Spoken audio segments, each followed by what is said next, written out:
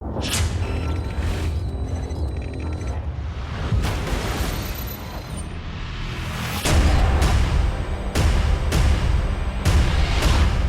we're talking about Annihilation, the new map pack for Call of Duty Black Ops. We have 4 new multiplayer maps: Hangar 18, Silo, Drive-In, and Hazard, and a new zombies map called Shangri-La.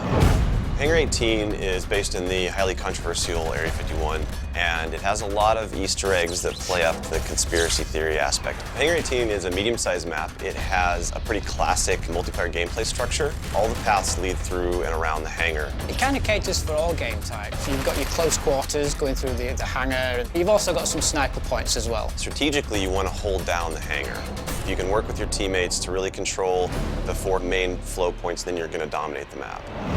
Silo is based on a Russian underground nuclear missile silo construction site. It's probably one of the largest maps in the entire game. Silo favors players who take their time because there's a lot of flank routes and a lot of interconnecting paths.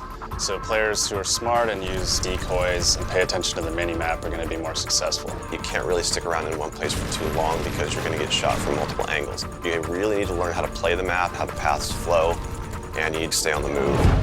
Nuketown was a really hugely successful and popular map with Black Ops, and we wanted to do another map in the DLC that kind of emulates that style of gameplay. Drive-In's a fairly small map, but it does have a variation of battles. You've got the wide open area in the middle, the actual Drive-In itself, but then you do have close quarter battles down the side. So Hazard was inspired by one of our World at War maps called Cliffside, but it's a complete reimagining of it. We've actually turned it into a golf course. It's a great level. Hazard is probably one of the only maps in the game that focuses almost exclusively on long-distance engagements, and the long-range snipers and LMG gunners and assault rifle guys are going to have an advantage. You're definitely going to want to avoid the fairway if you're not a sniper and stick to the edges of the map where there's some more intense choke points and medium-range engagements. The story in Shangri-La is shrouded in mystery. I love to leave it up to the fans to derive their own ideas from it and also discover the facts that we put in there. I hope they really get the sense that we've taken this to just a whole nother level with the new weapons, the new environment, the new ways of getting around the map and things like that. There's a lot of holding areas, escape hatches, and things that let you get out at the last minute, which is a contrast to Call of the Dead, where it was a very wide open map. This is a much tighter map. Don't hold out too long. If things look like they're getting rough, get out of there.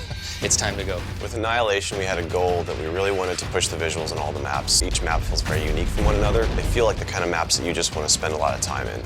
Annihilation hits Xbox Live Marketplace on June 28th.